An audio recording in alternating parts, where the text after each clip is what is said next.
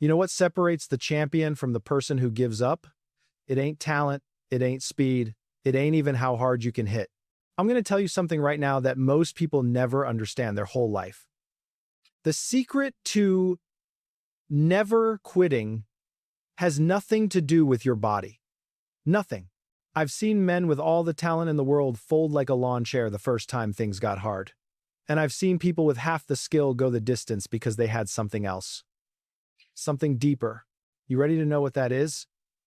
Because once you understand this, nobody, and I mean nobody, can make you quit again. You watching this for a reason. Maybe you started something and you can't seem to finish.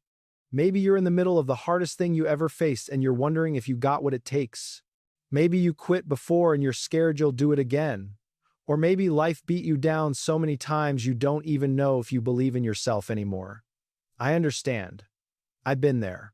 Let me tell you what you're not going to get from me. I ain't giving you some fancy motivational speech. I ain't giving you no tricks or shortcuts. I ain't going to tell you it's easy or paint you some pretty picture where everything works out if you just stay positive. What I'm going to give you is the truth. The same truth that carried me through 3.5 years of exile. The same truth that got me back in the ring at 32 years old when everybody said I was done. The same truth that helps me live with Parkinson's disease, with peace and dignity instead of bitterness. See, most people think quitting is about weakness. They think if you just had more discipline, more willpower, more toughness, you wouldn't quit. That's a lie. I've seen tough men quit.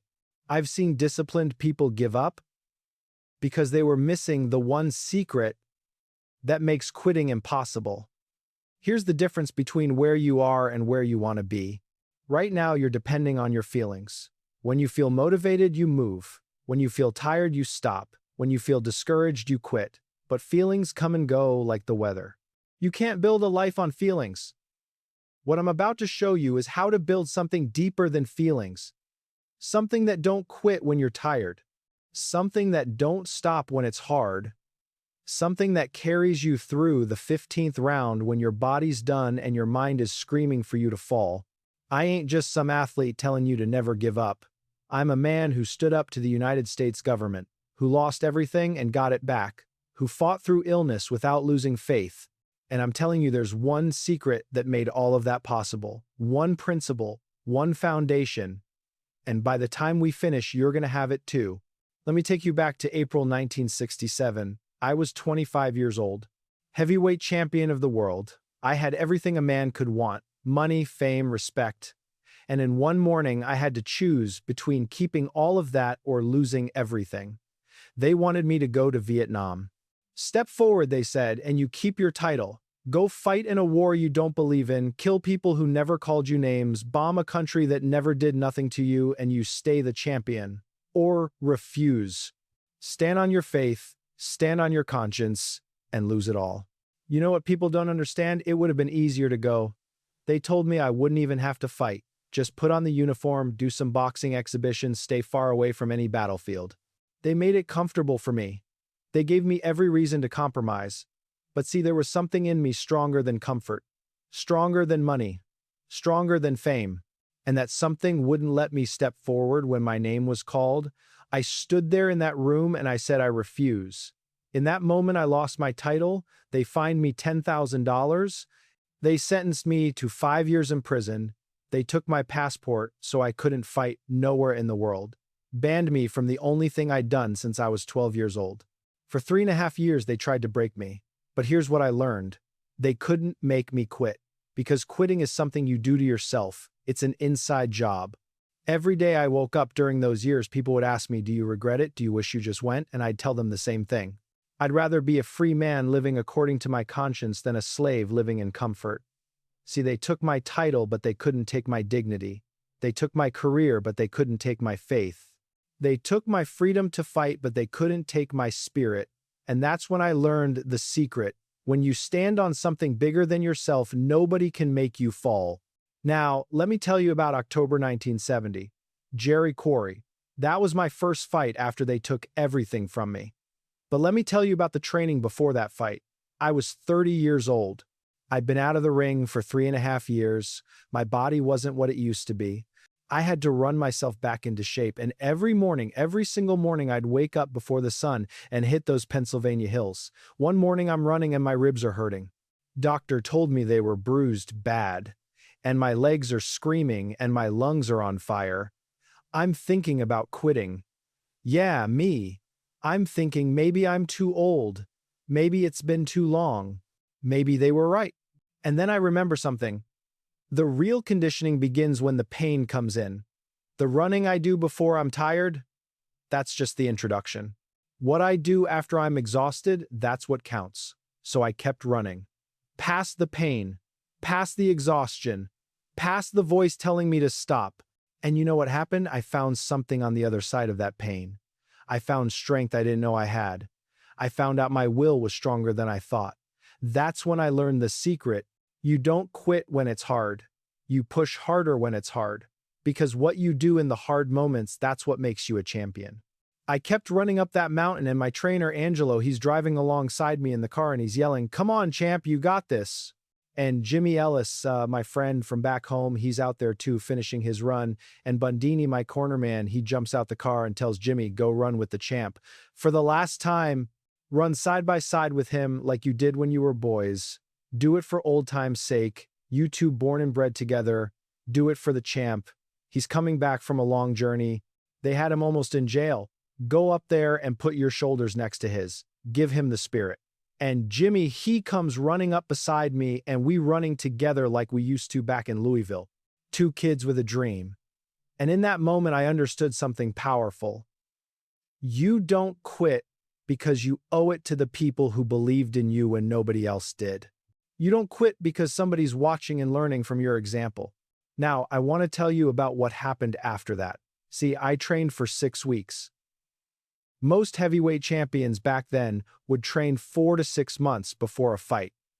Some would prepare for a year, but I only needed 2 months because I stayed active. I never really allowed myself to get out of shape. Even when I was at home, if I had to go to the grocery store or if I had a mile trip, I'd walk it or run it. I ate the right foods. I didn't drink. I didn't smoke. I didn't eat greasy foods. And since I'm a Muslim, I don't eat pork, ham, or bacon. I believe my diet made me faster, and even my worst critics would admit that I was the fastest heavyweight in the history of boxing. But I'd been off 4 months since my fight with Frazier, and I had picked up a little weight. I'd been eating banana pudding and homemade ice cream, constantly nibbling on cookies and Sara Lee cakes, drinking all kinds of soda.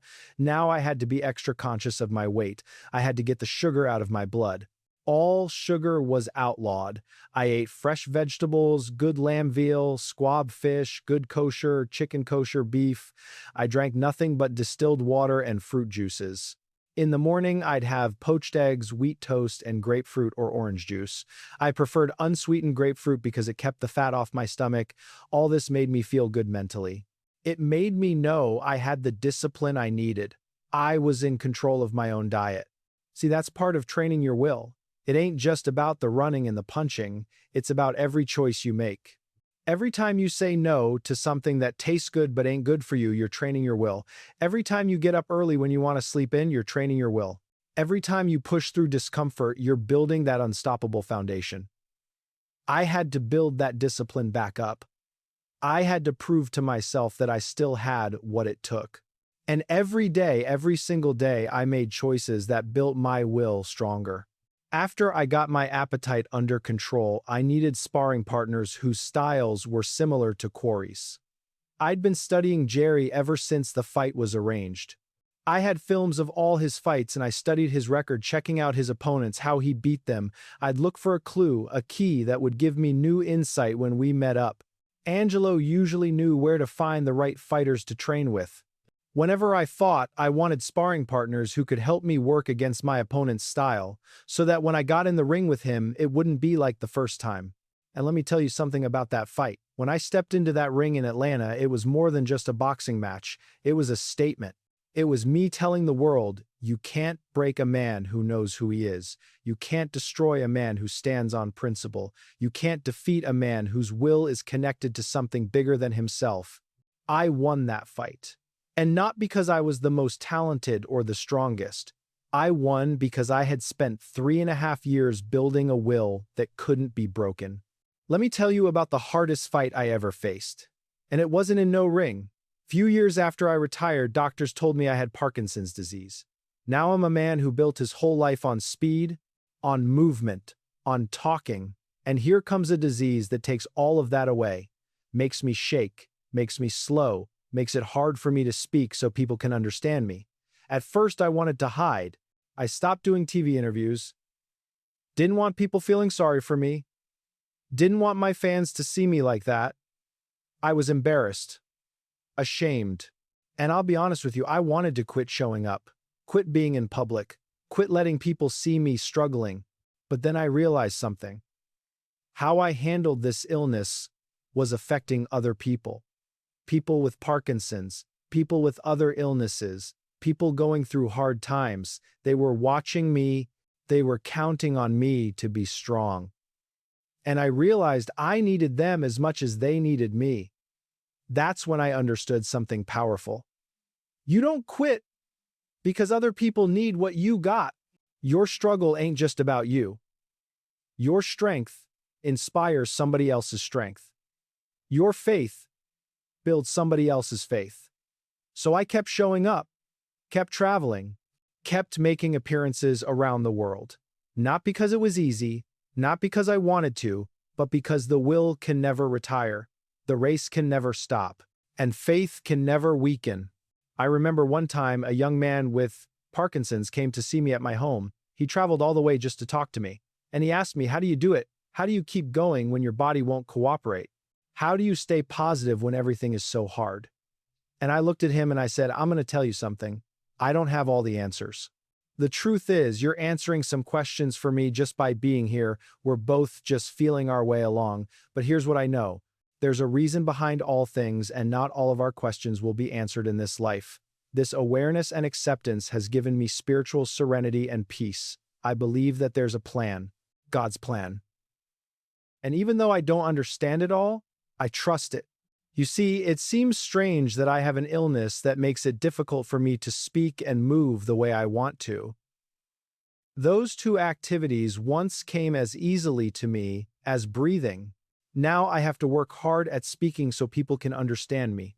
I sometimes have to think about the steps I take. Some people confuse my limitations with brain damage. Maybe that's because there are those who have said that I stayed in the ring too long and that boxing caused these problems. But that's not true. I would have had Parkinson's if I had been a baker. There aren't many boxers that have Parkinson's, and there are lots of people who have Parkinson's who've never even seen a boxing match, let alone been in one.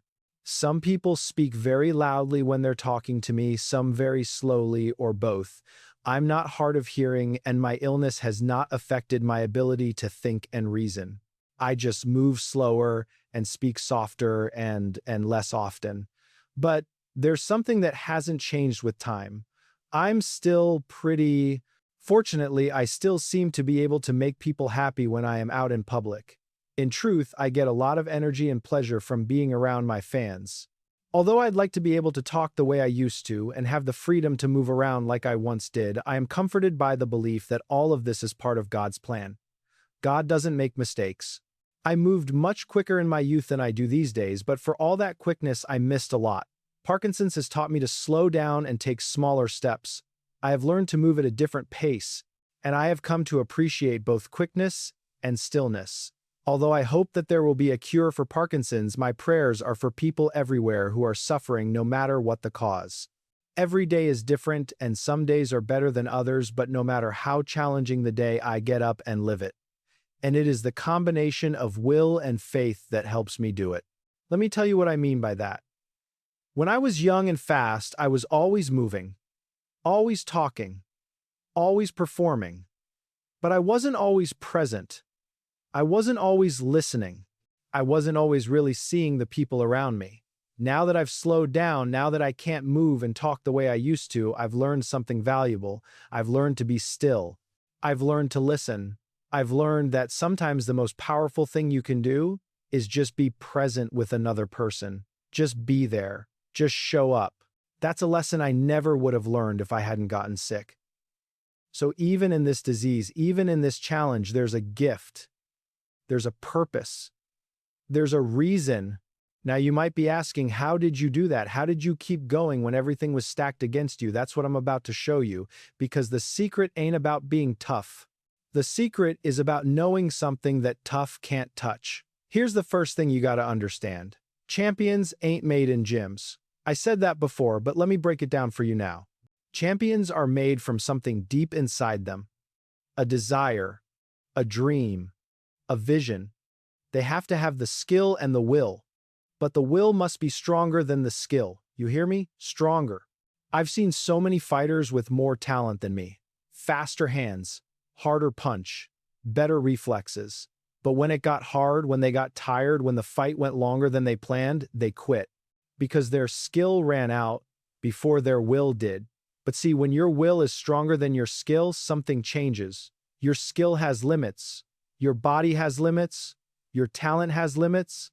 But your will don't have no ceiling. Your will can grow. Your will can get stronger. Your will can carry you places your body can't take you.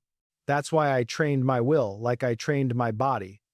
Every morning when I didn't want to run, I ran anyway. Training my will. Every time I wanted to eat that cake, I said no. Training my will. Every moment I felt like quitting and I kept going. Training my will. Most people think quitting is about the body giving out, but I'm telling you the body quits when the will tells it to. You ever seen a mother lift a car off her child? That ain't superhuman strength. That's a will so strong it makes the impossible possible. That's the secret. Build your will stronger than your circumstances, build your will stronger than your pain, build your will stronger than your fear, and when everything else fails, your will won't. Let me tell you how I built that will. When I was training for fights, I would make up my own schedule every day. I never had a trainer tell me what to do or how to fight. That stuff you see in the movies about a trainer with a cigar in his mouth shouting, "Come on, boy, let's run 4 miles today, don't stop, keep going," that's real amateurish. Just a hustling trainer who's got a fighter he's using like an animal, never mind what happens to him as long as he can make a few dollars with him. Champions aren't made that way. Fighters are discoverers. They discover something about their opponents or about themselves that others don't know. No one can tell them how to fight and what to do. Now let me tell you about a good trainer. A good trainer might say, "I notice that every time you jab this fellow, he drops his right hand. Next time you jab him, notice it, and when you feel you see an opening, drop a hook over that right hand when he drops it. Hit him with a left jab to the body, but fake him to the head first." That's good training. That's observation. That's coaching. But ultimately, the fighter has to discover it for himself. He has to feel it in the ring. He has to know it in his bones. Because in that ring, when the bell sounds, you're alone. Your trainer can't fight for you. Your corner can't take the punches for you. It's just you and your will. Many fighters have lost to less skillful opponents who had the will to win, who were determined to keep going. I've seen it happen over and over. A fighter with all the talent in the world gets in the ring with somebody who just won't quit. And that person who won't quit, they start landing punches. They start gaining confidence. They start believing. And pretty soon, the talented fighter is wondering what happened. How did I lose to this guy? And the answer is simple. The other guy's will was stronger. That's why when I trained, I didn't just train my body, I trained my will. I'd set goals for myself that seemed impossible. I'd tell people what round I was going to win in, and then I'd have to make it happen. That wasn't just showmanship. That was me putting pressure on my own will, making it stronger, making it rise to the challenge. Because I knew that in the big fights, in the moments that mattered, I couldn't depend on just my skill. I had to depend on something deeper. Something that couldn't be taught in a gym. Something that could only be built through discipline and faith and constant practice. I would wake up before dawn and I'd hit the road. And I'd run until I was tired. Then I'd run more after that. Because all the running I did before, the fatigue and pain, was just the introduction to my workout. The real conditioning began when the pain set in. That was when it was time to start pushing. That was when I would count every mile as extra strength and stamina. What counts in the ring is what you can do after you're exhausted. The same is true of life. I would outrun the people who quit when they feel discomfort, outrun the people who stop because of despair, Outrun the people who are delayed because of prejudice. Outrun the people who surrender to failure. Outrun the opponent who loses sight of the goal. Because if you want to win, the will can never retire. The race can never stop and faith can never weaken. Let me tell you exactly what my training looked like. I'd be up at 5 in the morning sometimes earlier. While everyone else was sleeping, I was out on those roads. And it wasn't easy. Every morning my body would try to talk me out of it. Stay in bed, it's cold outside. You can run later. You need more rest. But I'd get up anyway, because that's where the will gets built, in those small moments when nobody's watching, when there's no crowd cheering, when there's no cameras. That's where champions are really made. I'd run 3 miles at first, then I'd add on a mile a day. This was the key for me. My defense depended on my legs. When I'd lost it was because my legs gave out. I couldn't dance. I couldn't jump out of my opponent's range. I got hit. So I'd run myself to exhaustion. If I had to go to the 15th round, I'd be ready. I'd be tired and winded, but I'd be used to working under that tiredness. I'd push myself on the road so that no matter how hard my fight was, I wouldn't get as tired in the ring as I did out there running. It takes time to run and build up your legs, build your stamina, lay off certain pleasures, eat the right foods, get up and strain yourself. If I ran only 3 miles and I wasn't tired, then I figured that day didn't do me any good. I had to add on another mile or two until I made myself tired. When I was doing my exercises, I didn't start counting until I started painting. And the minute I started painting, I kept pushing under that pain. Then the next day after I rested, it might take 20 sit-ups instead of 10 to give me a cramp. Later, it might take 30, but if I tried to do 30 the first day, I'd break my back. So it's conditioning. After running, I'd take a long walk and I'd think about what I had to do for the day. Training is tough and boring. Sometimes it helps to have something to think about and take your mind off the pain. When I'd come back off the road around 7:30, I'd take a rest. Running and jogging stirred me up internally and mentally to the point where I had to cool off. I was tired, but I was wide awake. I was too jittery, too jumpy. I'd stay in my cabin for a while, watch television, read the papers, or look at magazines. I'd bring my opponent into focus and I'd plan for the battle. Around 9 o'clock, I'd have breakfast. I didn't eat very much because I didn't want too much on my stomach before my afternoon workout. Afterwards, I'd sleep from about 11 until 1:30. By 2 o'clock, I'd be in the gym. Going in the gym meant nothing if I didn't have road work under my belt. So I never started working there until after I'd had at least 5 days of running. These running periods gave me enough energy to work 3 rounds on the speed bag, enough wind to jump rope 4 or 5 rounds, enough stamina to get in the ring and box hard for 3 or 4 rounds. I trained like I fought. Some fighters trained in 4 or 5-minute rounds, but I broke up my workout into 3-minute rounds just like in a fight. I'd start with 3 rounds on the heavy bag, 3 rounds on the speed bag, 3 rounds on the jump rope, and between each round I'd take a 1-minute rest, because this was the way it was going to be in a fight. No shorter, no longer. Exactly a minute. This meant a lot when I was working myself into condition. I could be really tired after the 4th or 5th round, but if I was in shape, all I needed was 1 minute to get my wind back. To sit and breathe in and out as slow and as deep as possible. 1 minute would recuperate me. If I wasn't in shape, I could have a 5-minute rest after the first round and it would mean nothing. My heart, my pulse, my timing internally would be off. I'd be sore. But if I was in shape, 1 minute would stimulate me and charge me up enough to come out strong and aggressive the last and 15th round. When I was in condition, I used that minute for thinking. I'd check out my opponent, look at him and see how he was feeling. I'd ask Angelo or Bundini if I was winning. If they said yes, this made me more confident. If they said the last round was close, this made me fight harder the next round and be more cautious. That minute meant a lot if you knew how to take advantage of it. Let me tell you something about real success. Real success ain't achieved by winning all the time. Real success comes when you rise after you fall. I'm grateful for all my victories, but I'm especially grateful for my losses because they only made me work harder. They showed me what I was really made of. No one starts out on top. You have to work your way up. Some mountains are higher than others, some roads steeper than the next.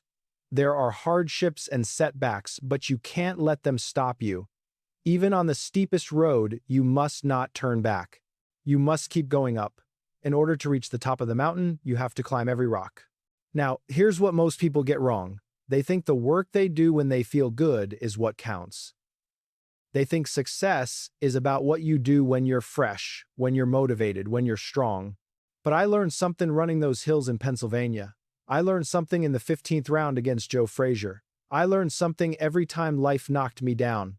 What counts is what you can do after you're exhausted. The same is true in life. You gotta outrun the people who quit when they feel discomfort. Outrun the people who stop because of despair. Outrun the people who are delayed because of prejudice. Outrun the people who surrender to failure. Outrun the opponent who loses sight of the goal. See, when you're tired is when the real work begins. When you're exhausted is when your character's built. When you've got nothing left is when you find out what you're really made of. I used to tell myself during training, the running I do before I'm tired, that's just the introduction.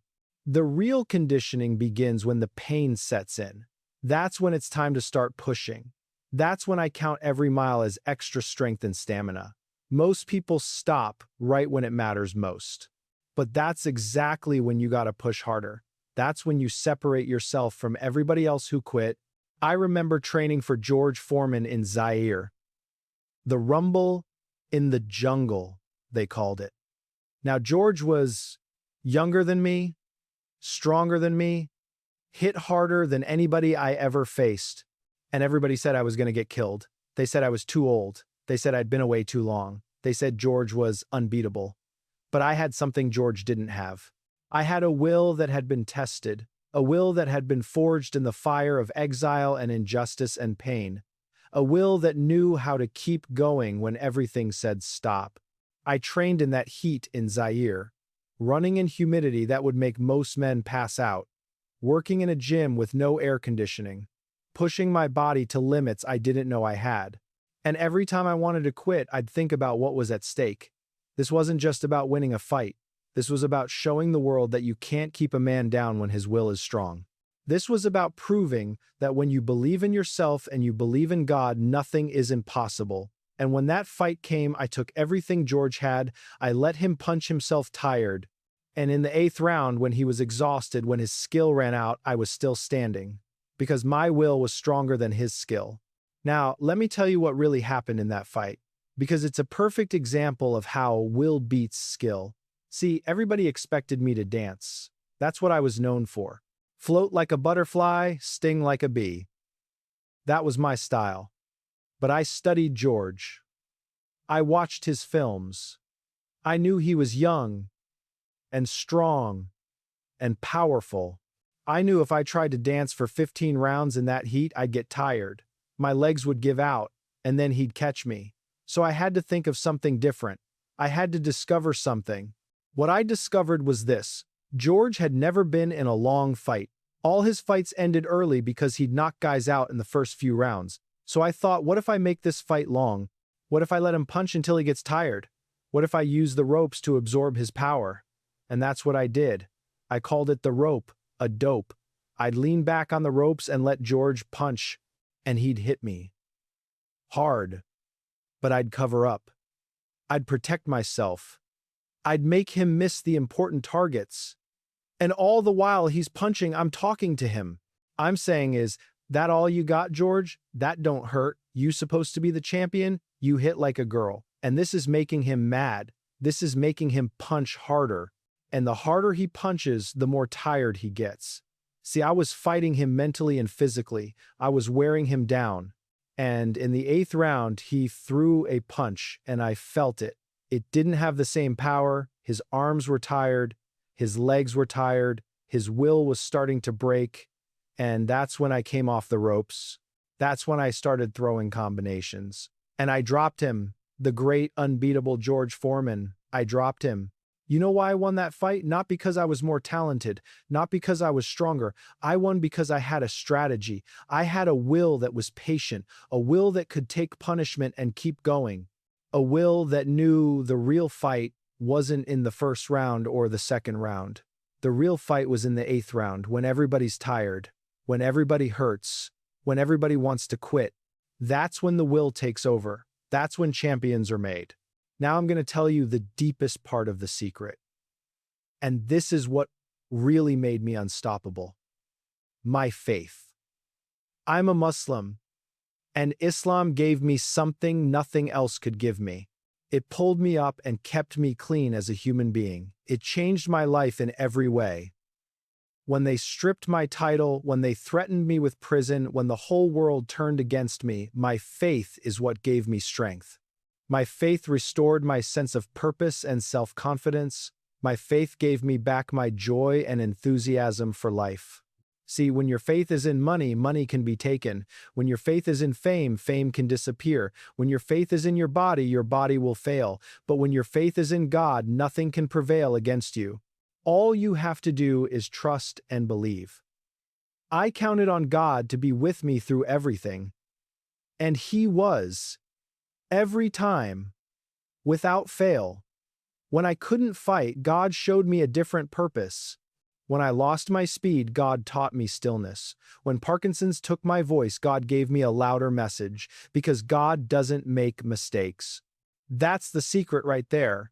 When you know God is with you, you can never really lose. Even when it looks like you're losing, you're winning. Even when it feels like you're failing, you're growing. Even when people say you're done, you're just getting started. My relationship with God is what got me through every challenge. It gave me comfort and confidence in the future that I otherwise would not have had. And here's what people don't understand about faith. Faith ain't about having no problems. Faith is about having peace in the middle of problems. Faith is about knowing that even when you can't see the way, there is a way. Faith is about trusting that God has a plan even when you don't understand it. I remember when I first became a Muslim, people didn't understand. My parents didn't want me to do it. They knew that most people were afraid of Islam and would feel confused by my joining. They knew it would definitely make my life more difficult. But I had to follow what I believed and my heart was true. Islam taught me that living a clean life, physically, mentally, and spiritually, elevates a person's mind, enabling him to see the world in a new light. Some people hold on to hatred, revenge, and prejudice. But there comes a time in every person's life when he has no choice but to forgive, or he will be consumed by bitterness.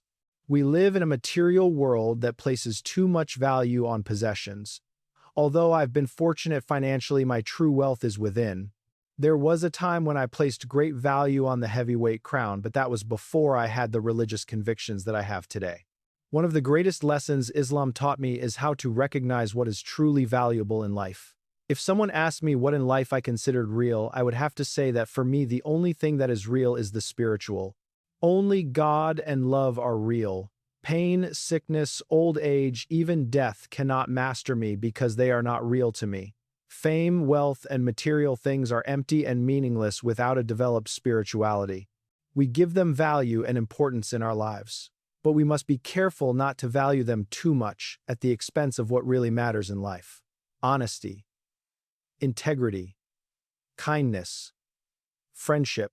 These are the true treasures we should be seeking. The key to peace of heart and mind is approaching life not with a determination to gain wealth and fame for comfort and glory in this life, but rather with a goal of realizing spiritual development. If you keep a positive mind and an optimistic outlook on life, negativity loses its power to make you unhappy. God's love is universal. He is with us always. Let Him guide you, and you will never be lost. When you build your life on faith, you become unshakable. You become unstoppable, because you ain't depending on yourself no more. You're depending on something bigger than yourself. That's why I never quit, because I wasn't fighting alone. One thing that has always amazed me is how many people question the existence of God. They are always searching for proof. Would you believe a man who told you about a store that ran efficiently without any manager or salesperson to look after it? Would you believe that the store was protected from robbers without someone to look after it? Suppose a man told you that he had seen a big factory where everything was running smoothly without any owner or manager. Suppose he insisted the factory had been built all by itself, that even the machines had just appeared out of thin air and were now running like clockwork, producing wonderful products. Could an electric bulb generate light all by itself? Could fabric weave itself? If we find these examples unbelievable, how could we possibly believe that the universe works so precisely without a creator? Why does disbelief come so naturally to us, while belief takes such effort? Faith comes naturally to us in many areas of life. When a person becomes ill and is unable to treat himself, he goes to the doctor.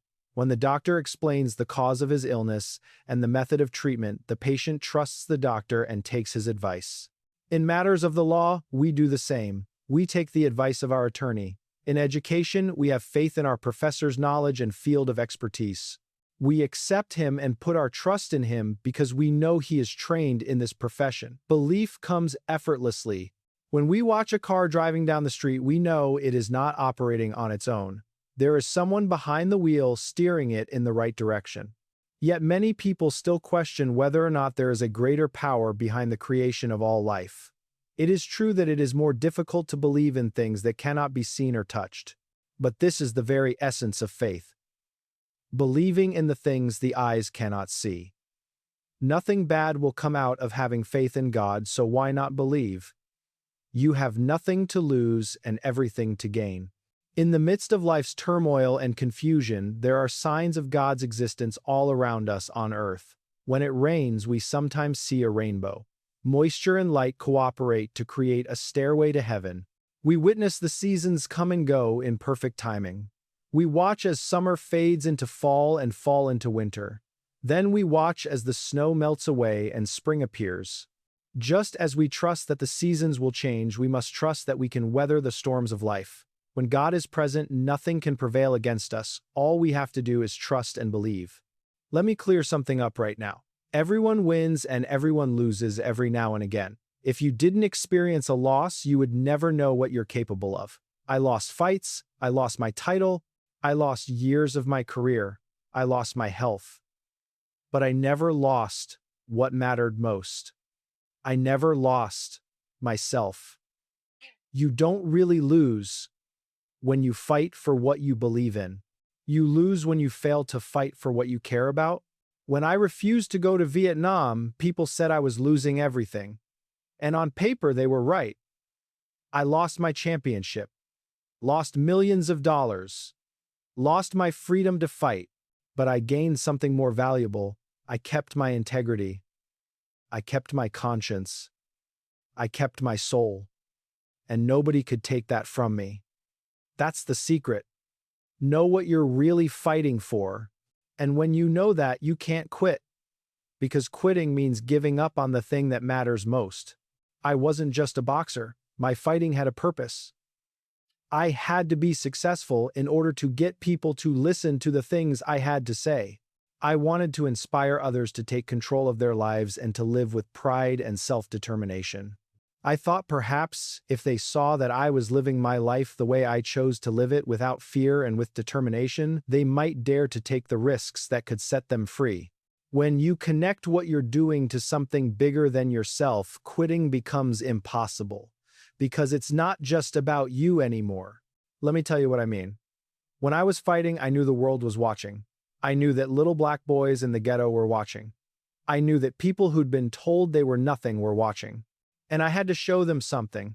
I had to show them that you don't have to accept what people say about you.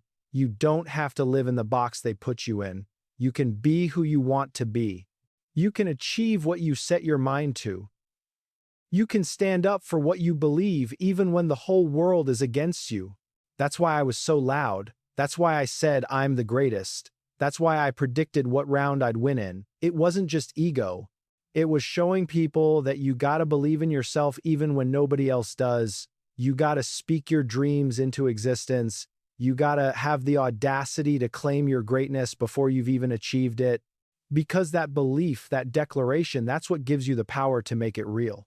And when I refused to go to Vietnam, I knew what I was doing. I knew I was risking everything. But I also knew that there were young men all over this country who were being forced to fight in a war they didn't believe in, who were being sent to kill people who'd never done nothing to them. And I thought, if I can stand up, if I can say no, if I can face the consequences, then maybe it'll be easier for them to stand up too. Maybe it'll give them courage. Maybe it'll show them that you don't have to go along with something just because the government says so. Many people said I was afraid to go to war. The truth is, it was tougher to stand up for my religious beliefs against the United States government and millions of people who turned against me for my decision than it would have been to go to war. The government offered me all kinds of deals. They told me I would never hold a gun. They told me I would give boxing exhibitions and that I would never come near a battlefield. Even if this had been true, I still couldn't go. They wanted to use me to lead other young American men into the war. I said, I ain't gonna help nobody get something my conscience won't let me have. See, that's what real courage is. Real courage ain't about fighting when everybody's cheering for you. Real courage is standing alone. Standing for what's right, even when it costs you everything. Standing for your beliefs even when the whole world calls you a coward. Standing for truth even when lies would be easier. That's courage. And that kind of courage comes from knowing you're fighting for something bigger than yourself. Something that matters more than money or fame or comfort. That job you want to quit? Maybe somebody is watching you and learning what perseverance looks like. That relationship you want to give up on? Maybe your commitment is teaching someone else what real love is. That dream you want to abandon? Maybe God put that dream in you to inspire a whole generation. Whatever the challenge was, however unattainable the goal may have seemed, I never let anyone talk me out of believing in myself. And neither should you. Because true success is reaching your potential without compromising your values. True success is being able to look at yourself in the mirror and respect who you see. True success is fighting for what you believe in even when you're standing alone. So now you know the secret. The will must be stronger than the skill. Success is what you do after you're exhausted. Faith is your foundation. And you don't lose when you fight for what you believe in.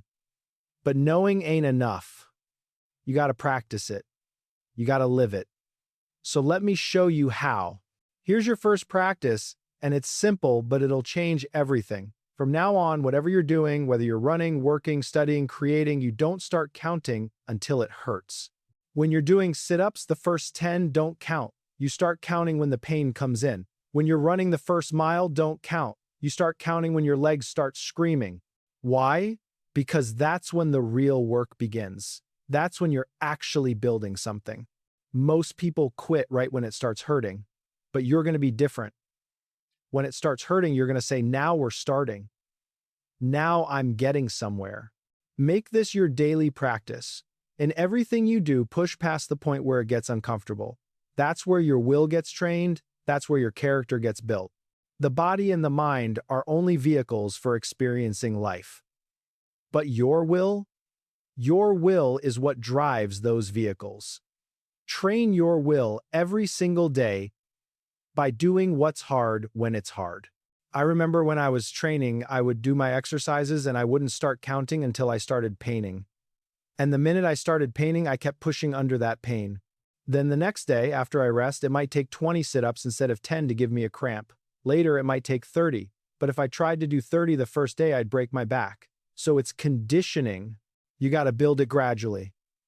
You got to respect the process, but you also got to push past the comfortable place. That's where growth happens. That's where champions are made. Let me give you some specific examples of how to do this. Say you're working on a project and it's getting hard. Your mind is tired. You want to quit. Most people would stop right there, but you're different now.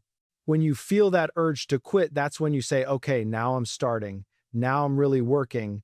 Give it 10 more minutes. Push through that mental wall. And you'll find on the other side of that wall, there's a clarity you didn't have before. There's a strength you didn't know you had. That's the extra mile. That's the championship round. Or maybe you're trying to lose weight. You're exercising. You're eating right. And one day you're really craving something you shouldn't have. A cake, a pizza, whatever it is. Most people would give in. They'd say, I'll start again tomorrow. But you're going to be different. When that craving hits, that's when you say, this is where I build my will. This is where I prove I'm in control, and you choose what's right over what feels good in the moment. That's training your will. That's building something that can't be broken. Or maybe you're in a relationship and things get hard, communication breaks down, you're frustrated, you want to walk away. Most people quit when it gets uncomfortable, but you're going to be different. When it gets hard, that's when you lean in. That's when you do the work. That's when you say, I'm not quitting on this person. I'm not quitting on this relationship. I'm going to push through this rough patch. And on the other side, you'll have something stronger than you had before. Because anything worth having requires you to work through the pain. This applies to everything. Your job, your education, your health, your spiritual life. Everything. The principle is the same. Don't start counting until it hurts, because that's when the real work begins. That's when your will gets tested. That's when you become who you're meant to be. Second practice. Don't wait until you're in trouble to build your faith. Build it every day, even when things are good. How do you build faith? You spend time with God.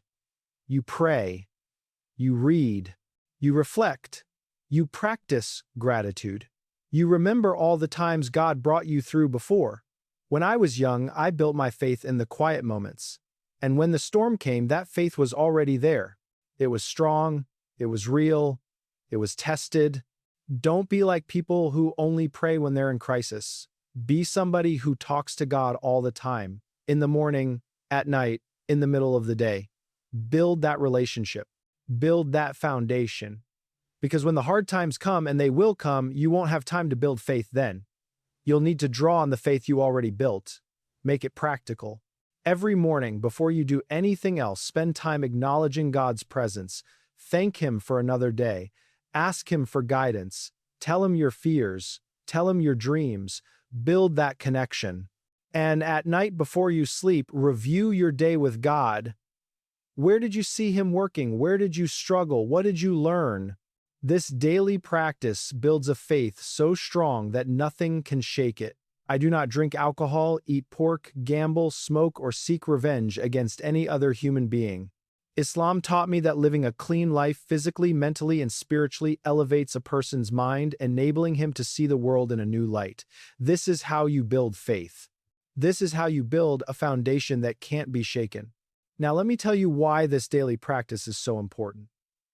See, when trouble comes, and it will come, you won't have time to build faith then. You'll need to have it already. It's like training for a fight. You don't start training the day of the fight. You train months before.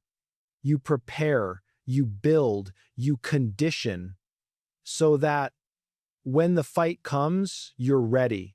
Faith is the same way. You build it every day in the small moments, in the quiet times, in the times when everything's going good, because those are the times when you can really focus on your relationship with God without the distraction of crisis. I remember when I was young, my mother would take me to church, and I'd see people who only showed up when they had problems. They'd come praying and crying, asking God for help, and I'd think to myself, where were you last week? Where were you when things were good? See, God wants a relationship, not an emergency hotline. He wants to be part of your daily life, not just the person you call when everything falls apart. So I made it a practice to talk to God every day. In the morning, I'd thank Him for waking me up. I'd thank Him for my health, my family, my opportunities. I'd ask Him to guide me through the day, to help me make good decisions, to give me strength and wisdom. And at night, I'd reflect. I'd think about the day. Where did I see God's hand? Maybe it was in a conversation that went better than I expected. Maybe it was in an opportunity that opened up. Maybe it was in a challenge that taught me something. I'd thank Him for those things. And if I messed up, if I made mistakes, I'd ask for forgiveness. I'd ask for help to do better tomorrow.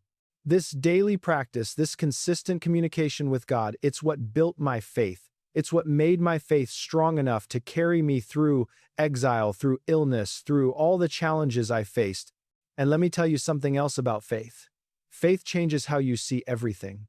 When you have real faith, you don't see problems the same way. You see them as opportunities to grow.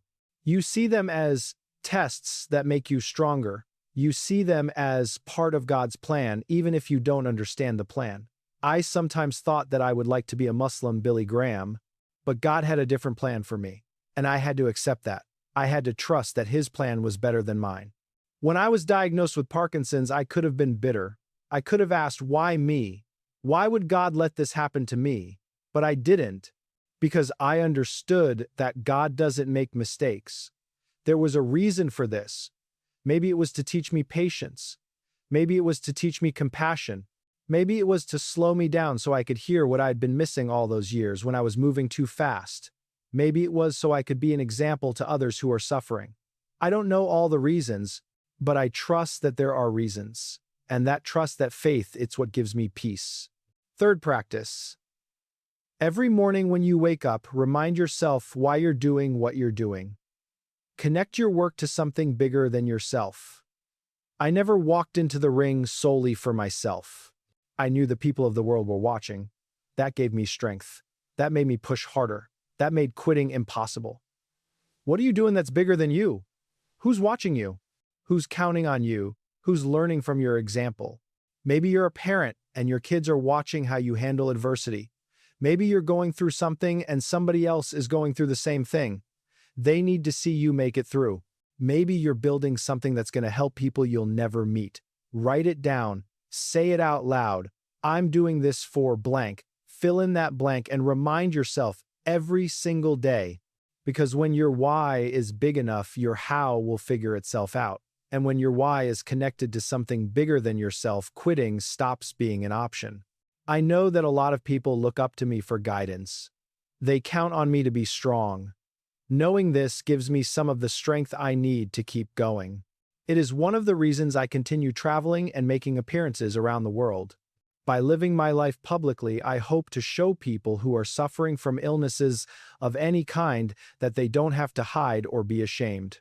When I was first diagnosed with Parkinson's, I didn't know what direction my life would take. I didn't like the idea of being dependent on medications. For a while, I refused to take my medicine consistently. I even went through a period where I wouldn't do television interviews, mainly because I didn't want people feeling sorry for me and I didn't want to let my fans down. After a while, I began to realize that how I handled my illness had an effect on other people suffering from Parkinson's and other illnesses. Knowing that they counted on me gave me strength. And I realized again that I need people as much as they need me. I am as much at peace as I have ever been, and I don't feel sorry for myself, so I don't want anyone else to feel sorry for me. Whatever the future holds, I will come out on top. I am like that little ant in the front of the line. A lot of other ants depend on me and they follow me. Likewise, I depend on God to give me guidance so I will know where to go. Let me tell you what I mean by being that ant in the front.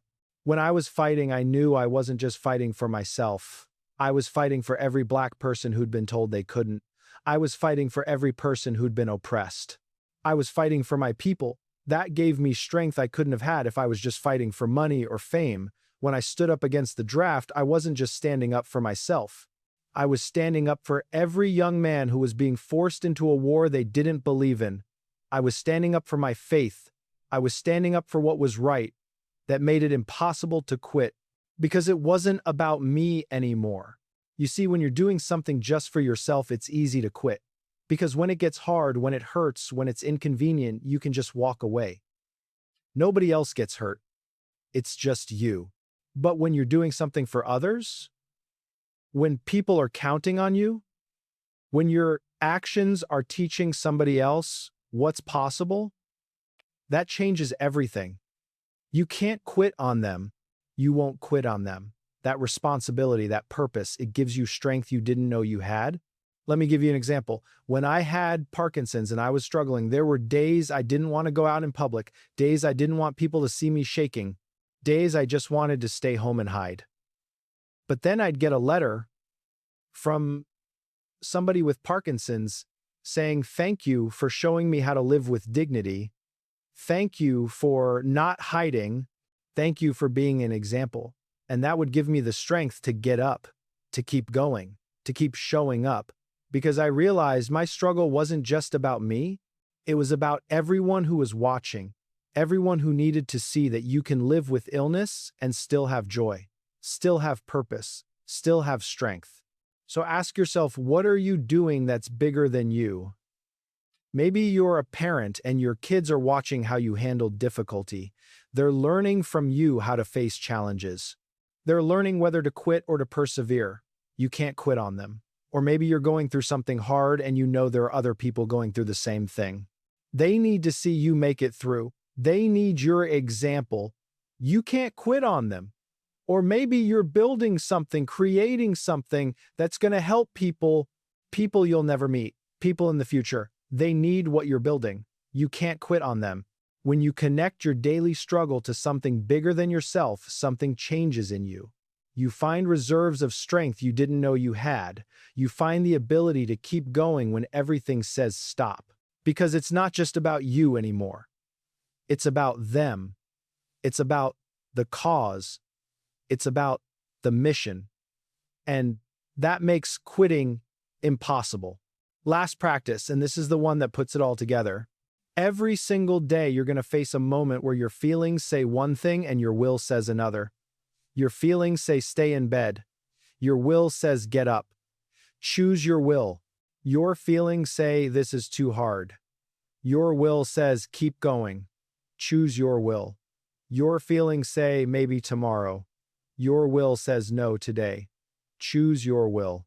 This is how you build a will stronger than your circumstances. One choice at a time, one moment at a time, one decision at a time. It ain't dramatic, it ain't flashy, but over time those choices add up, and eventually your will becomes so strong that nothing can break it. Most fighters are scared to lighten up during a bout even when winning on points, for fear they will be accused of being part of a fixed fight. I can remember watching other fighters and thinking, boy, I must be a fool.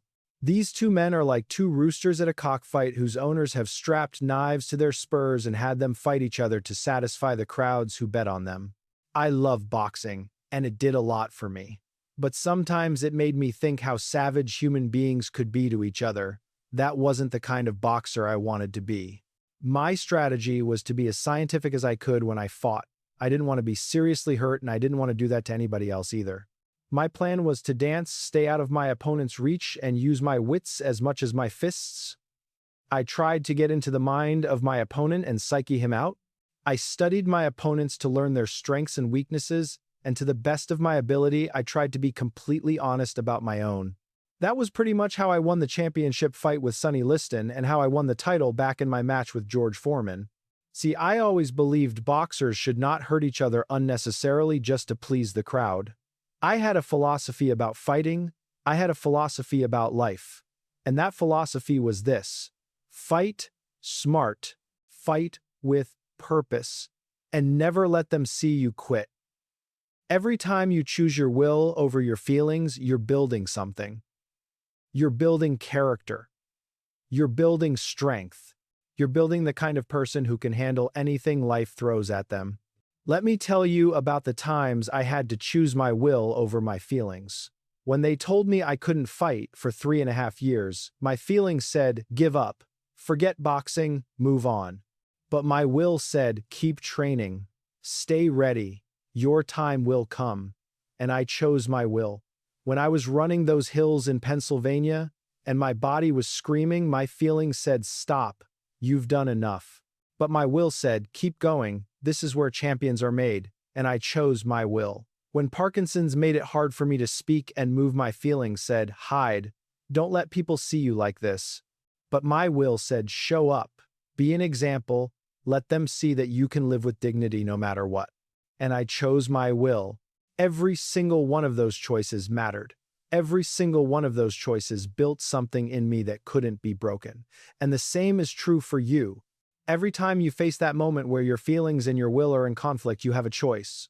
And the choice you make determines who you become. Choose your feelings, and you stay the same. You stay stuck. You stay weak. But choose your will, and you grow. You change. You become stronger. You become the person you're meant to be. Now, let me tell you something important. This ain't about being perfect. I've made mistakes. I've made choices. I regret. There was a time when I turned my back on Malcolm X, and that's one of the mistakes I regret most in my life. I wish I'd been able to tell Malcolm I was sorry, that he was right about so many things. But he was killed before I got the chance. He was a visionary ahead of us all. See, even champions make mistakes. Even the strongest people have moments of weakness. But you know what separates a champion from everyone else? A champion gets back up. A champion learns from the mistake. A champion doesn't let one failure define them. When I lost to Joe Frazier in 1971, I was devastated. I'd never lost before. I thought I was invincible, and Joe beat me fair and square. I had to face that. I had to accept it. But more than that, I had to learn from it. What did I do wrong? How did I prepare incorrectly? What could I do better next time? And I used that loss to make me stronger. 3 years later, when we fought again, I won. Because I'd learned, I'd grown, I'd become better. That's what you got to do with your failures. Don't run from them. Don't hide from them. Don't pretend they didn't happen. Face them, learn from them, use them to become stronger. Real success isn't achieved by winning all the time. Real success comes when you rise after you fall. I'm grateful for all my victories, but I'm especially grateful for my losses because they only made me work harder. They showed me what I was really made of. They taught me lessons I couldn't have learned any other way. You got the secret now. You got the practices. All that's left is for you to do it, to live it, to become somebody who never quits. So let me leave you with this. Listen, I told you at the beginning this wasn't going to be some pretty motivational speech. I told you I was going to give you the truth, and the truth is this. The secret to never quitting ain't some trick, ain't some technique. The secret to never quitting is building something inside you that's stronger than anything outside you. It's building a will that's stronger than your circumstances. It's knowing that success is what you do after you're exhausted. It's having faith that don't quit when times get hard. It's fighting for something bigger than yourself. You got that in you. Right now. Today. You always had it. You just needed somebody to remind you. I ain't nothing special. I'm a kid from Louisville, Kentucky, who had the faith to believe in himself and the courage to follow his heart. And if I could stand up to the United States government, if I could lose everything and get it back, if I could live with Parkinson's disease with dignity and peace, then you can handle whatever you're facing right now. You can finish what you started. You can face what scares you. You can become who you're meant to be. Because the will can never retire, the race can never stop, and faith can never weaken. I believe in you. God believes in you. Now it's time for you to believe in you. Remember this. No one starts out on top. You got to work your way up. Some mountains are higher than others, some roads steeper than the next. There are hardships and setbacks, but you can't let them stop you. Even on the steepest road, you must not turn back. You must keep going up. In order to reach the top of the mountain, you have to climb every rock. And when you get tired, because you will get tired when you feel like quitting, because you will feel like quitting, I want you to remember what I told you today. The real conditioning begins when the pain comes in. That's when it's time to start pushing. That's when you count every mile as extra strength and stamina. Don't quit on yourself. Don't quit on your dream. Don't quit on the people counting on you. And never ever quit on God. Let me tell you what I want you to take away from this. I want you to understand that champions aren't made in gyms. They're made from something deep inside. A desire, a dream, a vision. You gotta have the skill and the will, but the will must be stronger than the skill. Whatever you're facing right now, whatever challenge is in front of you, I want you to know you got what it takes. You got the will, you got the faith, you got the strength. You just got to activate it. You just got to use it. You just got to trust it. And I want you to remember that you don't lose when you fight for what you believe in. You only lose when you fail to fight for what you care about. So fight, stand up, speak up, show up, do the work. Make the sacrifice. Push through the pain, because on the other side of that struggle is the person you're meant to be. On the other side of that challenge is the victory you've been working toward. On the other side of that exhaustion is strength you didn't know you had. I've been blessed to live an amazing life. I've been the heavyweight champion of the world 3 times. I've met presidents and kings. I've traveled to every corner of the globe. I've been loved and I've been hated. I've been celebrated and I've been criticized. But you know what I'm most proud of? I'm most proud that I never quit. I'm most proud that when they tried to break me, I stood strong. I'm most proud that when life knocked me down, I got back up. I'm most proud that I lived my life according to my values and my faith, even when it cost me everything. And I want that for you. I want you to be able to look back on your life and say, I didn't quit. I stood for something. I fought for what mattered. I became who I was meant to be. That's success. That's victory. That's a life well lived. Not the money, not the fame, not the trophies, but the knowledge that you gave it everything you had, that you pushed through when others quit, that you stood strong when others fell, that you kept faith when others lost hope. You are a champion, now go act like it. If this message meant something to you, do me a favor. Hit that subscribe button. I got more wisdom to share with you. Hit that like button if this resonated with your spirit. And drop a comment below telling me what you're refusing to quit on. Tell me what you're fighting for, because your story might be exactly what somebody else needs to hear to keep going. I'm Muhammad Ali, and I'll see you in the next one. Remember, float like a butterfly, sting like a bee, but most importantly, never, ever let them see you quit. Peace.